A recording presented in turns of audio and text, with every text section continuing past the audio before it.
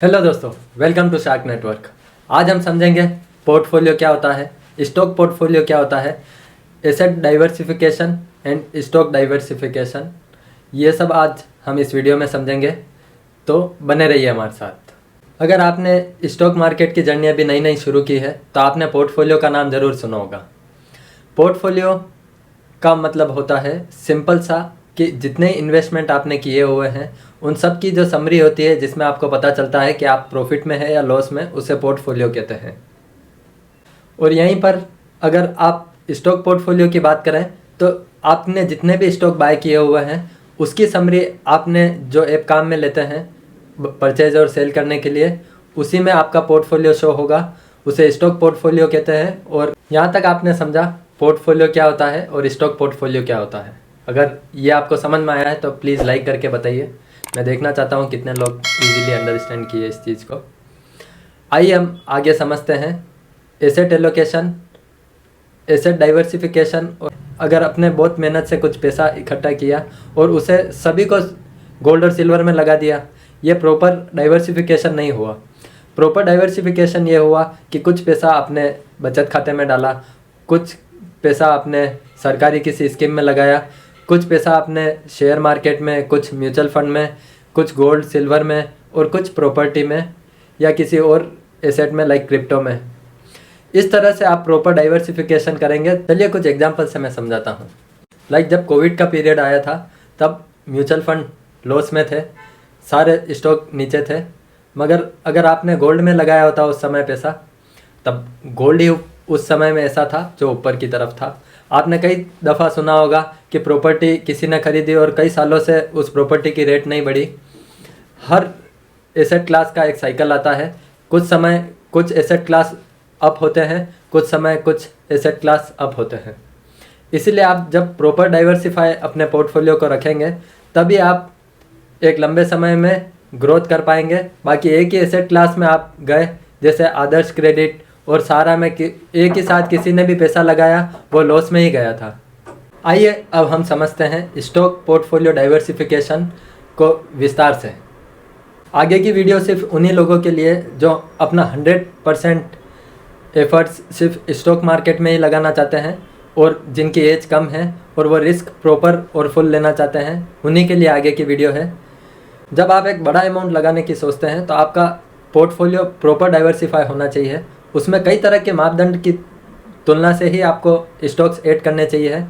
According to me, अगर आप swing trading या लॉन्ग टर्म का एक कोई पोर्टफोलियो बनाते हैं तो आपके पास 30 से 50 स्टॉक होने चाहिए। वो किस किस तरीके से होने चाहिए मैं आपको डिटेल में यहाँ पर समझाऊंगा। पहला, आपको कुछ डिविडेंड पेइंग स्टॉक आपके पोर्टफोलियो में रखने चाहिए, जिससे आपको कुछ इनकम भी जनरेट हो। और डिविडेंड पेइंग स्टॉक से आपको अच्छी इनकम होगी। डिविडेंड स्टॉक में भी ऐसा नहीं कि आप सिर्फ ऑयल सेक्टर के ले लो या पीएसयू के ले लो।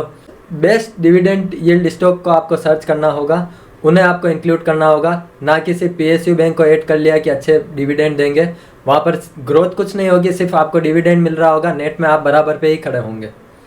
इसलिए आपको अच्छे जो स्टॉक है, जो बड़ी कंपनियाँ हैं, उनके डिविडेंड पेइंग स्टॉक को आपको अपने पोर्टफोलियो में ऐड करना होगा।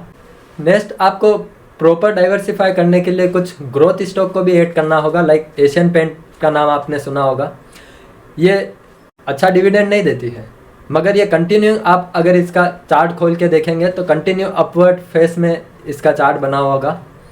इस तरह के कुछ स्टॉक आपको ऐड करने होंगे, जिससे वो लॉन्ग टर्म में भले ही आपको परसेंटेज वाइज कम रिटर्न दे, मगर जब आप लॉन्ग टर्म में देखेंगे तो आपको एक अच्छी ग्रोथ नज़र आएगी।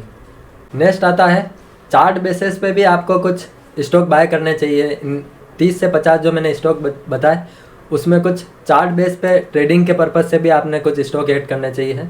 जो भी आपकी स्ट्रेटजी है, जैसे आप ईएमए को अगर फॉलो करते हैं या सपोर्ट ट्रेंड लाइन को फॉलो करते हैं या किसी भी तरह की आरएसआई या कोई भी आपका फॉर्मूला है, आपको कुछ बैलेंस शीट को देखते हुए भी कुछ अच्छे स्टॉक निकालने चाहिए।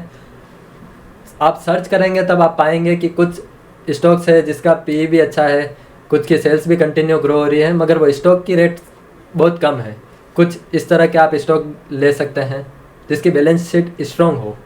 कुछ फ्यूचर की थीम बेस के ऊपर भी आप स्टॉक ले सकते हैं। लाइक अभी आप सुन रहे होंगे, अभी की थीम चल रही है कि बैटरी वाली गाड़ियाँ चलेगी।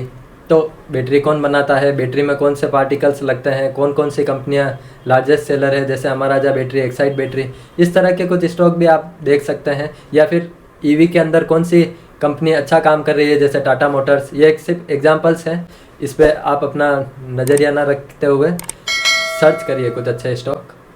फिर कुछ वैल्यू स्टॉक भी आपको ऐड करने चाहिए। वैल्यू स्टॉक मीन्स रेट उनकी कम हो और बुक वैल्यू उनकी ज़्यादा हो। कुछ इस तरह के स्टॉक भी रखने चाहिए, जैसे वॉरेन बफेट सर बोलते हैं। देन आपको एक सेक्टर में ज़्यादा नहीं जाना है। लाइक आपने सुना कि फार्मा आप चलेगा क्योंकि कोविड आ गया है, या कुछ इस तरह की न्यूज़ आपने सुनी, और आप यूँ नहीं कि एक ही सेक्टर में फार्मा के 15 से आपने स्टॉक ले लिए। इस तरह से नहीं होगा। आपको कुछ अच्छे स्टॉक हर सेक्टर से, लाइक ऑयल से कुछ सेक्टर लिए आपने PSU बैंक से लिए, कुछ प्राइवेट बैंक से लिए, लोन वाली कंपनी से लिए, कुछ एक आई बटन में एक वीडियो है, उसमें सेक्टर एनालिसिस बहुत अच्छे तरीके से कर रखा है। और अपने पोर्टफोलियो का एक बहुत छोटा सा हिस्सा, वाकई बहुत छोटा सा हिस्सा, आप न्यूज़ बेस स्टॉक पे भी ट्राई कर सकते हैं कि कुछ न्यूज़ आ रही है उसको रीड करना आना चाहिए। कई बार ये होता है कि न्यूज़ में कुछ अच्छा पॉजिटिव आ रहा है मगर वो स्टॉक 5% लो कर रहा है उस दिन में, तो आपको सतर्क रह के बेट लेनी चाहिए। कुछ दिन ऑब्जर्व करना चाहिए कि किसी स्टॉक के अंदर किस तरह की न्यूज़ आती है, वो किस तरह का रिएक्शन देना चाहिए, तभी न्यूज़ में जाना चाहिए। तो यहाँ तक मैंने सब डिस्क्राइब किया आपको। इस वीडियो को यहाँ तक जो देख रहा है प्लीज़ लाइक करके बताइएगा और अपने फ्रेंड्स के साथ ज़रूर शेयर कीजिएगा। धन्यवाद। मिलते हैं नेक्स्ट वीडियो में।